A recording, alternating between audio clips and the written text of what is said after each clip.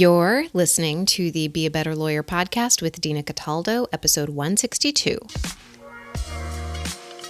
So how do high-achieving lawyers break through generations of being taught that we have to grind ourselves into the ground to get results for clients, build a successful business, and create a life we love? While law schools are busy teaching the rule of law, they're slacking on teaching us how to be a better human to create for ourselves the success we thought we'd achieve after law school.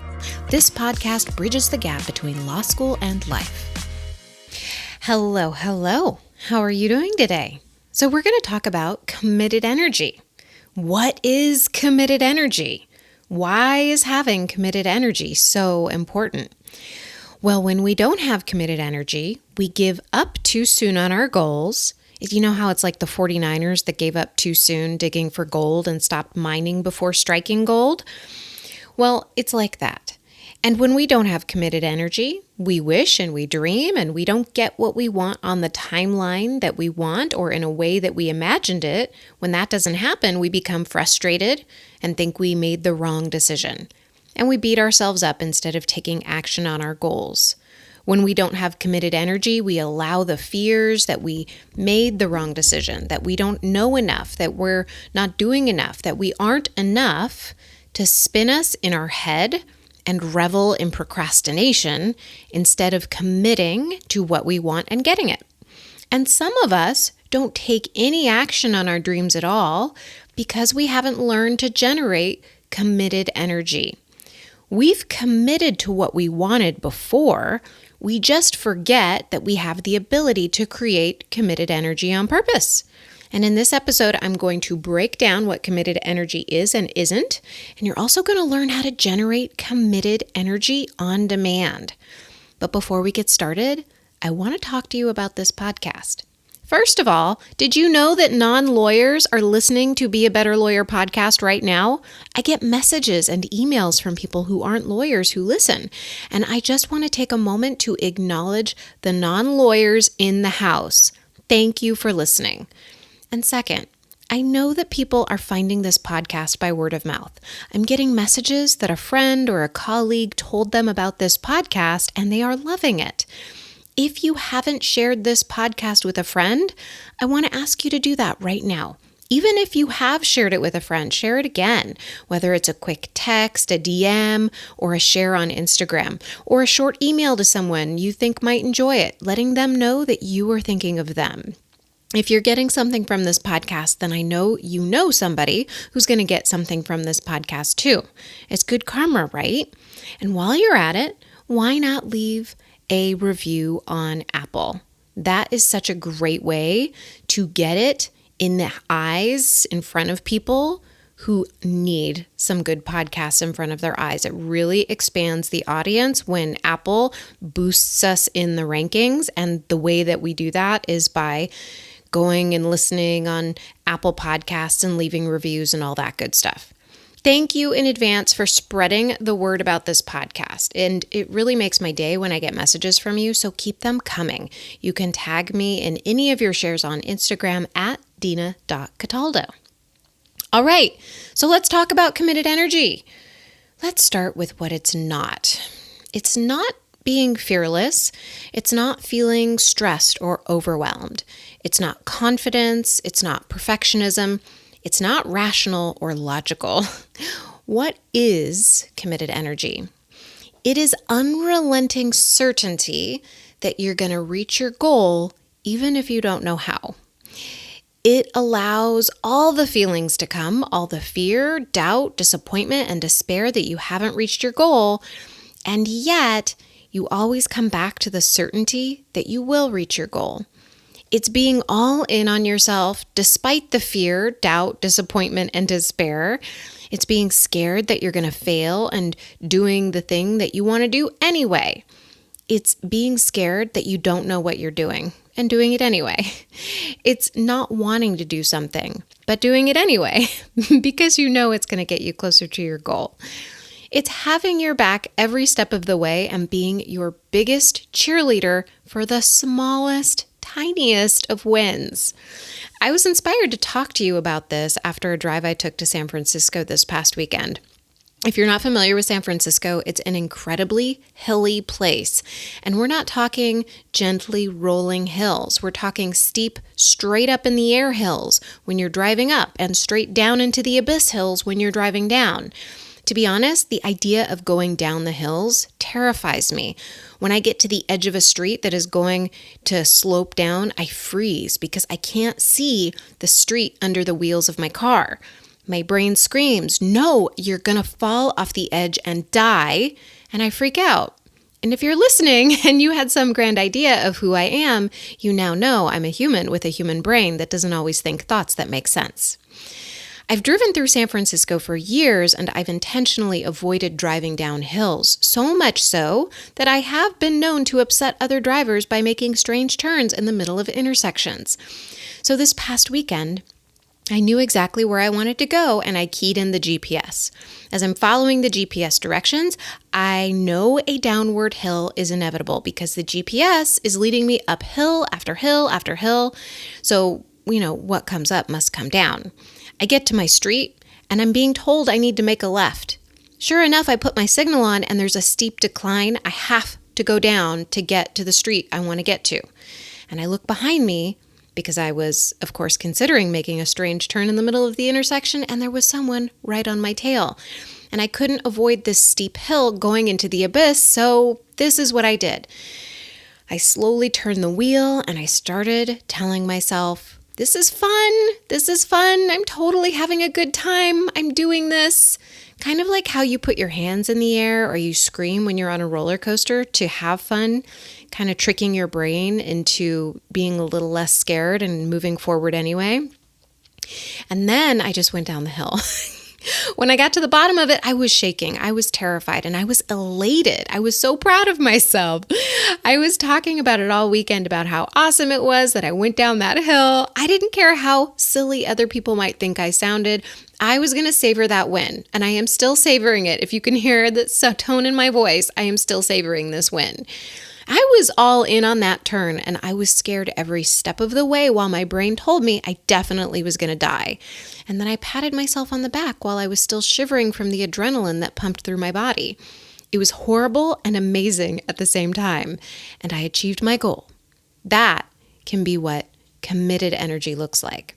But how does this show up for lawyers? We use committed energy every single day. I mean, if you've ever got up and gone to the office when you didn't want to, you used committed energy to get your butt moving.